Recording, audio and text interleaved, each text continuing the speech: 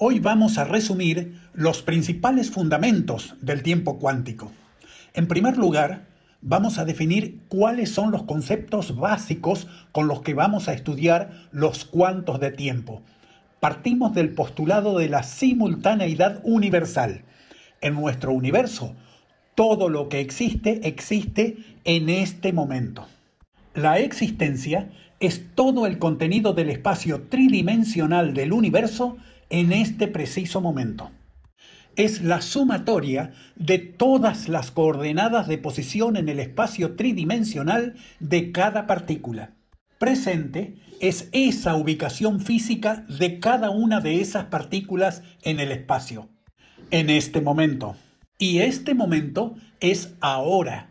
Por lo tanto, ahora es la existencia simultánea de todo lo que hay en este preciso momento, en el presente tridimensional instantáneo del universo. Si tomamos un caso concreto donde todo está simultáneamente ubicado en la posición 1, tenemos lo que vamos a llamar presente 1, en este momento 1, que es el ahora universal. Pero cuando se produce el cambio de posición de al menos una partícula, tendremos una nueva existencia del universo en las posiciones 2, que será un nuevo presente 2, en el momento 2, y ahora cambia o avanza hasta el presente 2 en el momento 2. El presente 1 del momento 1 ya no existen, son el pasado. Ahora es la situación del universo en el último presente del último momento. Cada vez que algo cambia de posición en algún lugar del universo, se crea un nuevo ahora. Ese cambio es lo que vamos a llamar avance de la hora. Por lo tanto, cada movimiento en el espacio tridimensional provoca el avance de la hora. Marco de referencia es un volumen limitado del espacio donde los movimientos de su contenido se producen todos en el mismo momento, simultáneamente. Cada vez que diga marco de referencia, me refiero a un marco de referencia inercial, como ya fue explicado en Teoría 004. Si tenemos el momento 1 en este marco de referencia, se producen movimientos en el resto del universo. Por eso hay un avance de la hora, pero en otros lugares, fuera de este marco. Los movimientos externos a este marco siguen produciendo el avance del ahora en todo el universo, incluso dentro de este marco, para seguir manteniendo la simultaneidad de todo lo que existe. Pero esos avances externos del ahora no permiten movimientos dentro del marco de referencia que estamos observando. Por lo tanto, el ahora está avanzando por los movimientos en el resto del universo, pero dentro del marco de referencia, su último momento 1 sigue siendo válido porque representa la existencia actual dentro del marco. Desde ese momento 1, todo el contenido dentro del marco está esperando el permiso para tener movimientos, hasta que finalmente le llegó el turno. Algunas partículas del marco desaparecen de donde estaban y aparecen en otro lado, formando el momento 2, que es el nuevo ahora del marco. El momento 1 ya no existe. Todo lo que la hora avanzó en el resto del universo, desde el momento 1 hasta el momento 2 del marco, lo llamaremos cuanto de ahora Q, que es específico para este marco de referencia. Todo lo que está dentro del marco tendrá permitido hacer un movimiento cada vez que el ahora avance un cuanto Q en el resto del universo.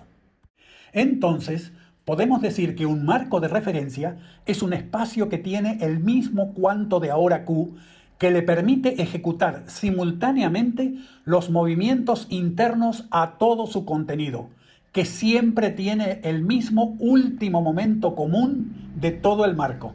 ¿Qué distancia se debe mover una partícula para generar un avance de la hora? ¿Cuál es el movimiento mínimo que puede provocar que el ahora avance hasta otro momento?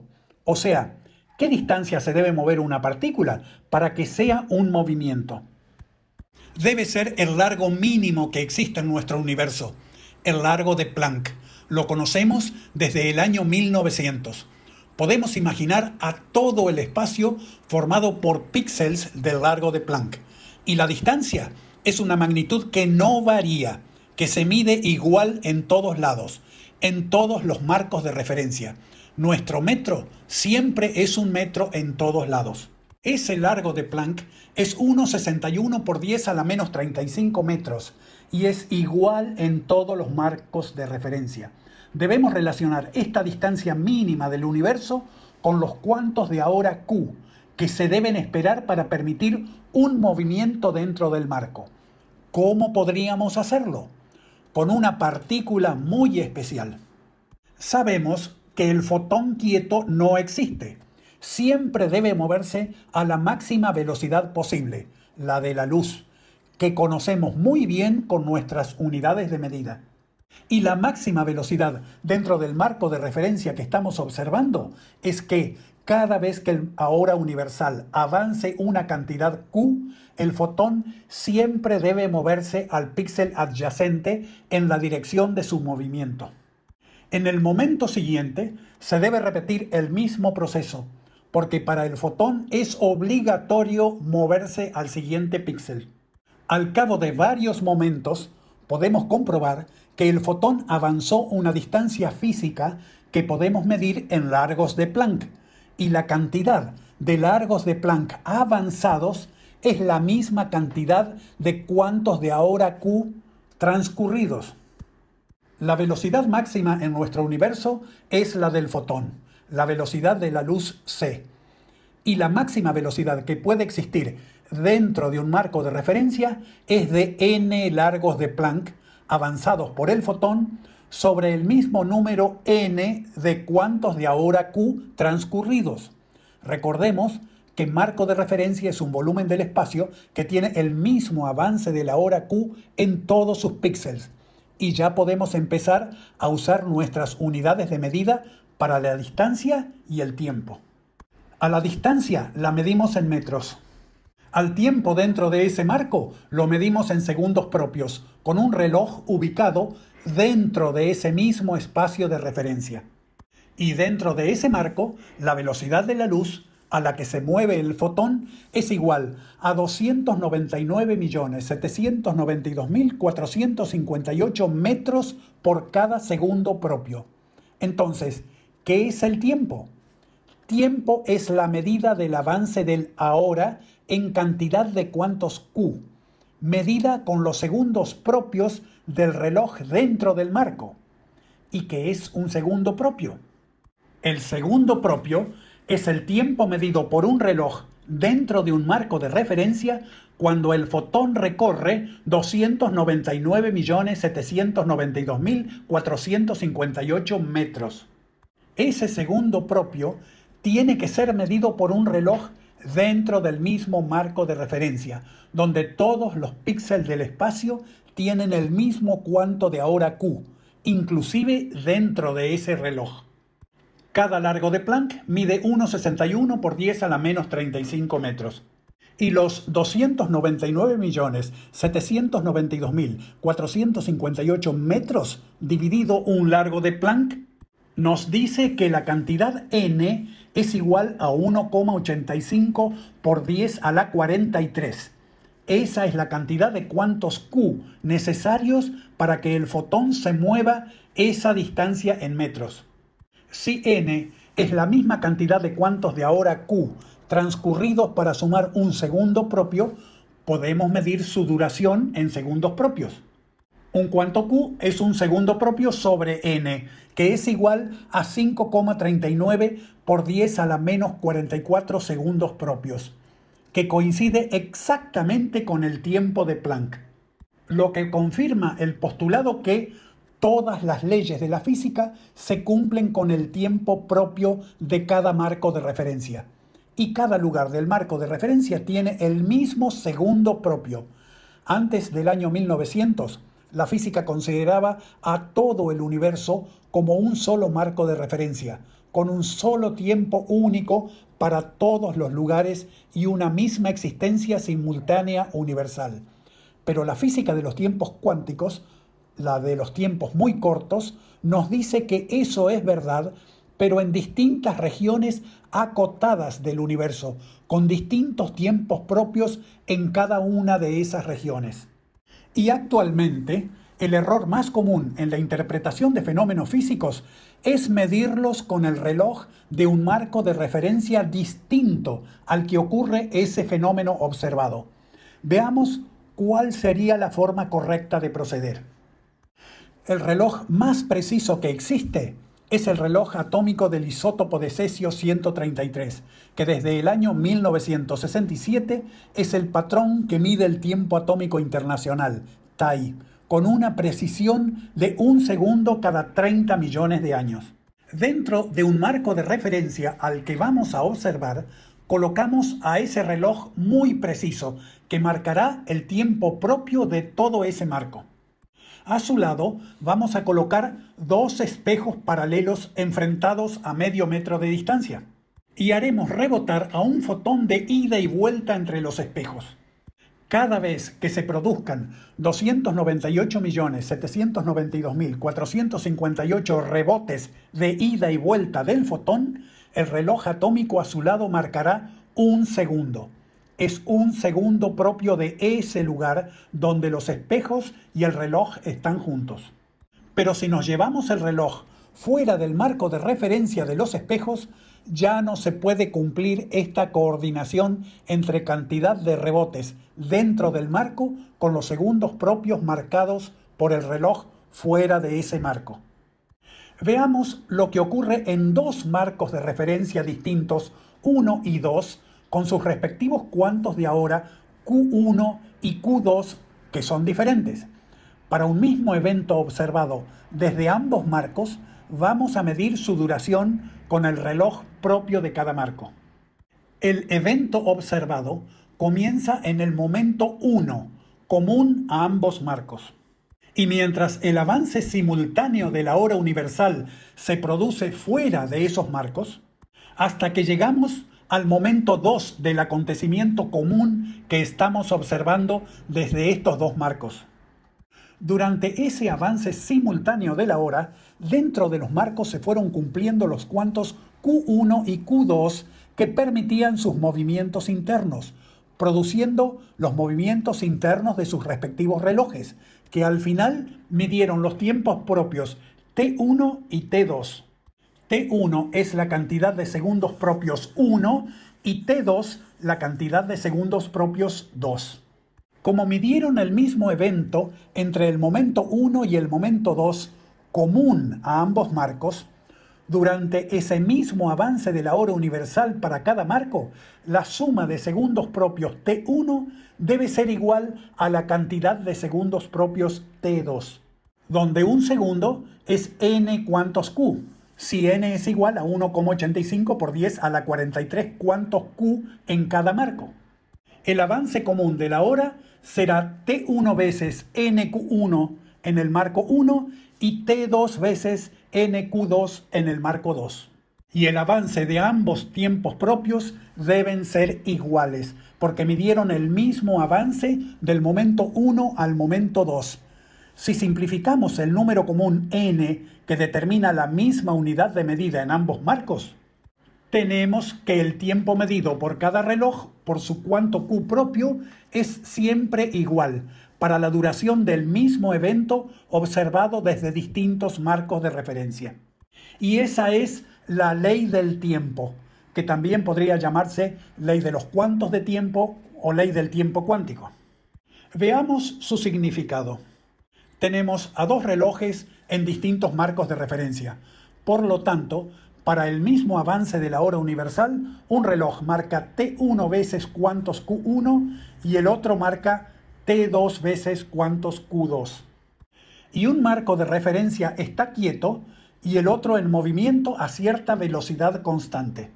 Por eso, en el reloj en movimiento, todas sus partículas deben esperar un avance de ahora Q2 mayor para poder moverse. En consecuencia, su reloj marcará un tiempo T2 menor que el tiempo T1 del reloj quieto. Por eso, en el marco de referencia quieto, todo ocurre más rápido que en el marco en movimiento. Veamos un ejemplo muy concreto. La paradoja de los hermanos gemelos no se puede explicar sin la ley del tiempo cuántico.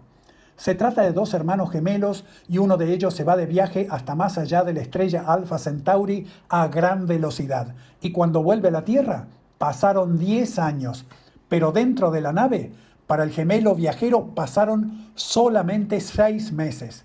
Si el gemelo viajero es 9 años y medio más joven que el hermano que quedó en la Tierra, parece imposible que se cumpla una existencia simultánea para ambos durante todo el viaje. Por eso es una paradoja. En el momento de la partida, los hermanos estaban juntos, en el mismo lugar y en el mismo momento. Existían al mismo tiempo. Y en el momento de la llegada, volvieron a decir: ahora estamos juntos de nuevo. La medida del tiempo es la del mismo evento para ambos, que comenzó con la partida y terminó con la llegada de la nave. Y los hermanos compartieron presencialmente ambos eventos. Por lo tanto, tuvieron que existir simultáneamente durante todo el viaje. O sea, tuvieron el mismo avance simultáneo de la hora. Y ese avance simultáneo de la hora fue medido con sus respectivos relojes, con un tiempo propio T1 en la Tierra y un tiempo propio T2 en la nave. La conocida fórmula de la relatividad especial relaciona ambos tiempos propios T1 y T2 con la velocidad v de la nave, donde la inversa de la raíz cuadrada es el factor de Lorentz. Si la nave viajó a una velocidad v igual al 99,875% de la velocidad de la luz, el factor de Lorentz resulta igual a 20. Y el tiempo propio de la Tierra fue 20 veces el tiempo propio en la nave, para la misma duración del viaje, entre el momento de partida y el momento de llegada. Por eso no se puede explicar por qué uno vivió 120 meses y el otro solamente 6 meses. Entonces, vamos a aplicar la ley del tiempo, que implica los cuantos de ahora Q1 en la Tierra y los cuantos de ahora Q2 en la nave, de donde podemos relacionar a Q2 sobre Q1 igual al factor de Lorentz. Y eso nos permite calcular el cuanto de ahora Q2 de la nave igual al factor de Lorentz por el cuanto Q1 de la Tierra. Y para el factor de Lorentz igual a 20, podemos deducir que cada vez que en la nave pasaba un segundo propio, para el mismo avance de la hora universal, en la Tierra pasaban 20 segundos propios. El diferente largo en el avance de la hora simultáneo de los segundos propios pueden explicar la existencia simultánea de los gemelos. Actualmente no existe ningún medio técnico para que el gemelo en la Tierra pueda mirar a su hermano durante el viaje. Pero imaginemos que sí. ¿Qué hubiera visto? Cuando el gemelo viajero tomaba un sorbo de café durante 3 segundos en la nave, su hermano en la Tierra lo hubiera visto tomar un sorbo de café durante 60 segundos, 1 minuto completo, y vería todo lo que pasaba en la nave como en cámara lenta, muy lenta. Pero el gemelo viajero no se daría cuenta, porque todas las leyes de la física se cumplen con el tiempo propio de cada lugar, y su vida seguía transcurriendo en forma normal en la nave. Lo que vería su hermano desde la Tierra es un espejismo del tiempo, y es un extendido error el de analizar los fenómenos físicos con el tiempo propio desde otro marco distinto. Veamos otro ejemplo para entender a esta diferencia del tiempo propio. Tenemos al marco de referencia de la nave con su cuanto Q2 y el marco de la Tierra con su cuanto Q1, donde Q2 es igual a 20 veces el cuanto Q1. Vamos a observar el giro de una rueda en la nave desde la Tierra. Esa rueda da un giro medido de 1 segundo, medido con el reloj de la nave. Apliquemos la ley del tiempo, donde el tiempo medido en la Tierra T1 es igual a Q2 sobre Q1 por el tiempo T2 marcado por el reloj de la nave, que es 20 veces. Por lo tanto, para el mismo avance de la hora universal simultáneo, El giro completo de la rueda duraría 1 segundo propio de la nave y desde la Tierra diremos lo que vemos, que da una vuelta en 20 segundos. Pero desde la nave nos dirán que en 20 segundos da 20 vueltas, que es lo correcto, porque la rueda gira con el tiempo propio de la nave. Todas las leyes de la física se cumplen con el tiempo propio de cada marco de referencia. Pero el tiempo marcado de los relojes no solamente cambian con la velocidad a que se mueven, de acuerdo con la teoría de la relatividad especial, sino que además el tiempo propio medido se ralentiza con la gravedad según la relatividad general. A una distancia R1 del centro de la Tierra, el reloj marca el tiempo T1, y para el mismo avance de la hora, otro reloj a la distancia menor R2 marca el tiempo T2, que también es menor. A una distancia teóricamente infinita del centro de gravedad, o fuera del campo de gravedad de la Tierra, el reloj marca el tiempo T0 para el mismo avance de la hora. A estas fórmulas las conocemos desde 1916, pero por muchísimos años fueron una curiosa teoría sin haber sido demostrada experimentalmente. Se tenían que hacer mediciones de los tiempos propios para verificar que T1 depende de la distancia al centro de la Tierra R1 y que T2 depende de la distancia R2, lo que nos permitiría medir la relación de los tiempos propios T1 y T2 sin la necesidad de tener un reloj en el vacío para medir T0. El problema es que estamos trabajando con números muy grandes, como la masa de la Tierra y la velocidad de la luz. Si queremos medir la variación del tiempo propio a una distancia de altura muy pequeña entre R2 y R1, habría que calcular con infinitos números decimales para tener esa relación entre el piso y el techo de nuestra habitación. Pero con la inversa de los tiempos, podemos usar la relación de frecuencias emitidas y recibidas de los fotones a las distancias R1 y R2. Por lo tanto, si se emite un fotón con frecuencia F2 desde la superficie de la Tierra con un radio R2, lo vamos a recibir con una frecuencia F0 mucho menor en el espacio exterior, con una distancia suficientemente lejos del centro del cuerpo masivo. Y las frecuencias entregadas por los fotones F1 irán disminuyendo a medida que se emiten desde mayor altura. Todo bien, pero ¿son exactas estas fórmulas tan simples? ¿Se hicieron comprobaciones experimentales confiables? Sí, pero 4 años después del fallecimiento de Albert Einstein. Por eso, nunca le pudieron dar el premio Nobel por la teoría de la relatividad. En el año 1959, Robert Pound y su ayudante Glenn Repka midieron la diferencia de tiempos propios a una distancia de solamente 22,6 metros entre el sótano y el tejado del laboratorio Jefferson de la Universidad de Harvard, usando radiación de rayos gamma, que son fotones con una frecuencia del orden de 10 a la 25 vibraciones por segundo, lo que da un buen margen para leer pequeñas variaciones de esas frecuencias entre las emitidas F2 y las recibidas F1 a una diferencia de altura tan pequeña. Por supuesto, tuvieron que usar ingeniosos mecanismos técnicos dado los escasos recursos tecnológicos de aquella época. Y pudieron detectar las pequeñas diferencias de corrimiento al rojo, que la llamaron corrimiento al rojo gravitacional, que les permitía medir la relación de tiempos propios entre T1 y T2 a muy corta distancia.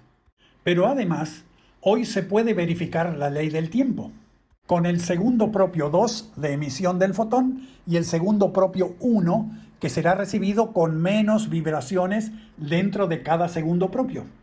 Y los tiempos medidos por el tamaño de sus segundos propios medidos deben ser iguales para el mismo paso del ahora, donde cada segundo propio contiene n igual a 1,85 por 10 a la 43 cuantos q propios, que forman los segundos propios nq1 y nq2, que nos permiten igualar la relación de tiempos y cuantos, con lo que podemos igualar Q2 sobre Q1 al corrimiento al rojo medido a la altura R1. Y nos da la ley del fotón, que nos permite conocer el tiempo propio T2 del lugar donde se emitió el fotón igual al tiempo propio T1 del reloj donde se recibe, dividido el corrimiento al rojo medido de los fotones recibidos. Y no necesitamos tener un reloj en el lugar de emisión del fotón para conocer su tiempo propio.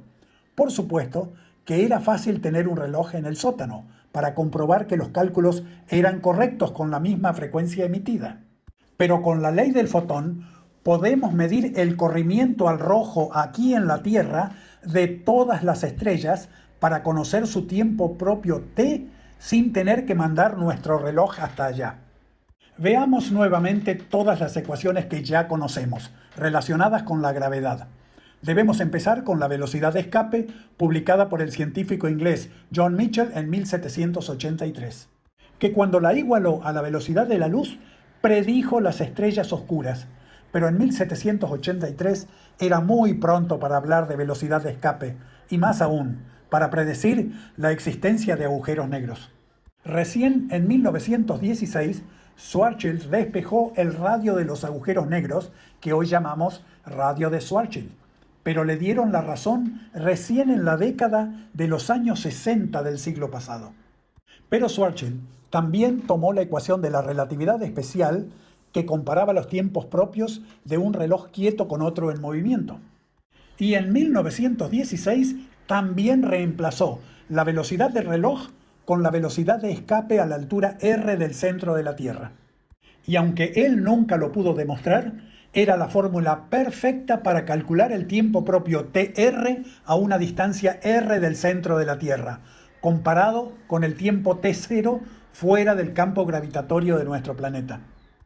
Y dentro de la raíz cuadrada se puede reemplazar la velocidad de escape con la fórmula original de John Michell, y luego se puede introducir el radio que despejó Schwarzschild para el radio del agujero negro en el centro de la Tierra RS. Y hoy le podemos aplicar la ley del fotón, que nos dice que T0 sobre TR es la inversa de la raíz cuadrada, igual al corrimiento al rojo de los fotones emitidos a una distancia R del centro de la Tierra y que es medido desde fuera de nuestro campo gravitatorio. Y por la ley del tiempo podemos reemplazar el cuanto Q a una distancia R del centro de la Tierra sobre el cuanto Q0 en el vacío. Con lo que podemos saber cómo evoluciona el cuanto de ahora Q con la altura de la Tierra, al compararlo con el cuanto Q0 fuera del campo gravitatorio. ¿Qué utilidad puede tener conocer los cuantos Q propios de cada lugar? Podríamos calcular la velocidad de la luz C fuera del campo gravitatorio y la velocidad de la luz CR a una altura R, debido al efecto Shapiro. Y se nos forma la relación CR sobre C igual a Q0 sobre Q, que es igual a la raíz cuadrada. Por lo tanto, la velocidad de la luz a una distancia R del centro de la Tierra es igual a la velocidad de la luz en el vacío por la raíz cuadrada. Y ya podemos graficar cómo disminuye la velocidad de la luz dentro de nuestro campo gravitacional, comparada con los 300 millones de metros por segundo en el vacío, sin usar ningún reloj. Además, dentro de la raíz cuadrada podemos reemplazar 2gm sobre r por la velocidad de escape al cuadrado. Y podemos introducir c dentro de la raíz cuadrada. Vamos a elevar al cuadrado ambos lados de la igualdad. Y pasando a la velocidad de escape al otro lado, nos queda la misma fórmula que el cuadrado de la hipotenusa, igual al cuadrado de los catetos. Si graficamos la velocidad reducida de la luz CR a una distancia r del centro de la Tierra, le podemos agregar el vector de la velocidad de caída VE hacia el centro de la Tierra. Y con el vector de la velocidad c en la hipotenusa, completamos el triángulo. Por lo tanto, la velocidad resultante es igual que en el vacío, pero en una distinta dirección. Por lo tanto, los fotones no disminuyen su velocidad en el campo gravitatorio, sino que demoran más porque siguen un camino más largo al doblar. Algunos de estos temas ya fueron explicados en Teoría 004. aún con más detalles, pero debo incluirlos aquí para seguir en orden con la explicación de los fundamentos. Y debo hacer lo mismo con el siguiente tema. Henry Bergson no tenía razón cuando en 1921 rebatía la relatividad de Einstein, pero acertaba con el argumento de que todo existe simultáneamente. En aquella época, afirmaba que si el avance del tiempo universal se aceleraba, no nos podíamos dar cuenta, porque se aceleraría el giro del planeta Tierra, la velocidad de los relojes y todo lo demás. Y ese razonamiento nos lleva a preguntarnos ¿qué pasaría si cambia la velocidad de avance de la hora universal?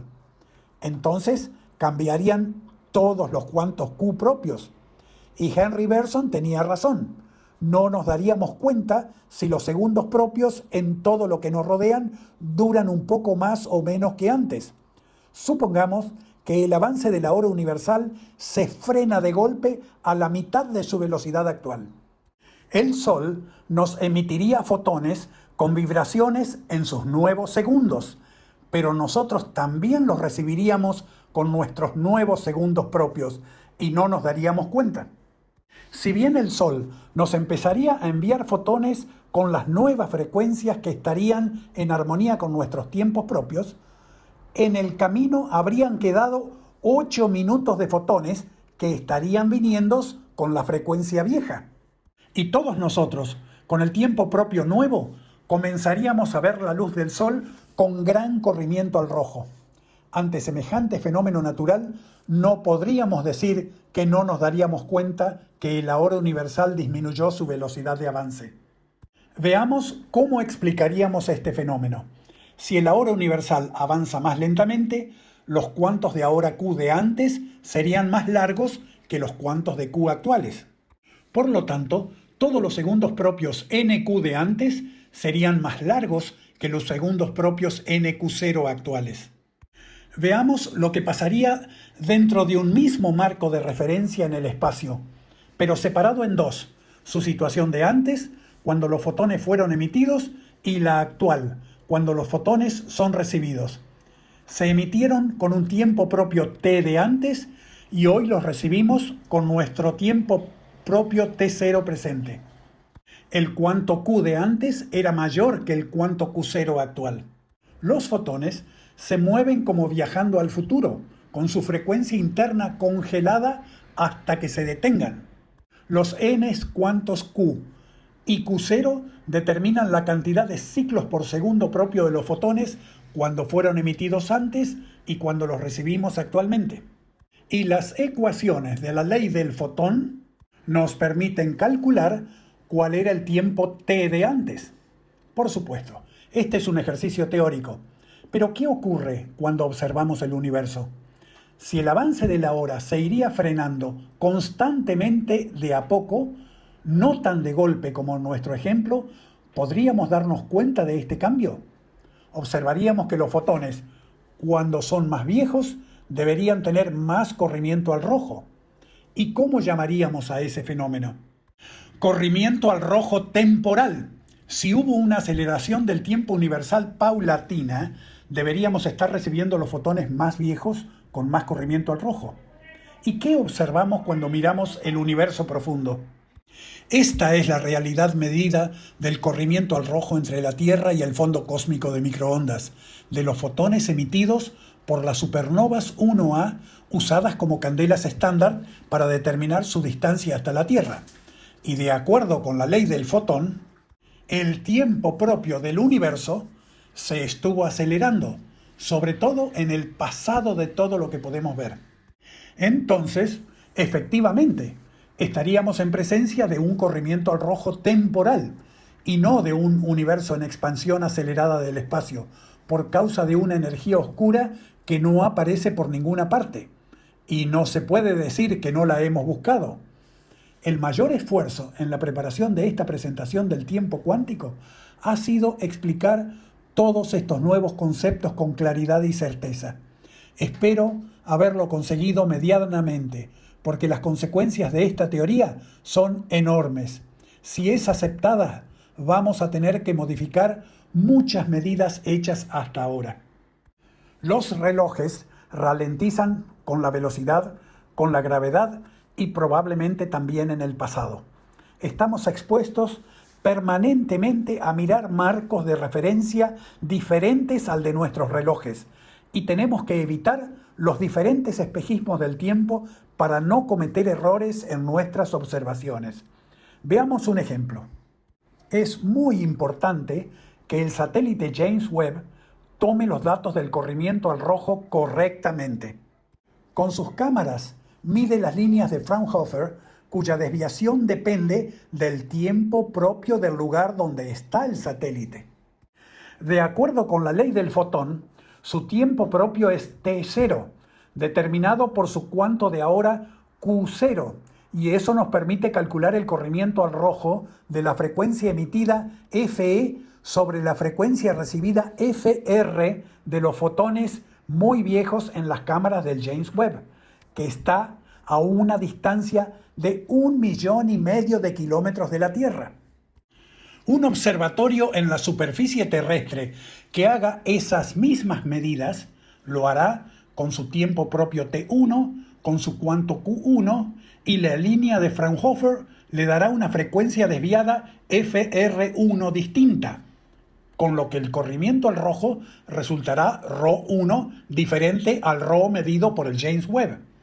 Así como se corrige nuestra posición con el GPS, todas las medidas de ese satélite a 1,5 millones de kilómetros de la Tierra tienen que ser corregidas con la ley del fotón para que podamos comparar sus mediciones con el estándar medido de nuestros observatorios terrestres. Hay otras situaciones donde es mucho más complejo distinguir lo que vemos, lo que es y lo que medimos. Por ejemplo, en el fenómeno observado de la explosión de una estrella, con inicio y final bien concretos, donde nuestra medida está relacionada con la distancia recibida entre los fotones emitidos al principio y al final de cada explosión. Bueno, esta mención es solo un ejemplo de todo lo que vamos a dejar para próximas charlas. Eso es todo por hoy. Muchísimas gracias por tu atención.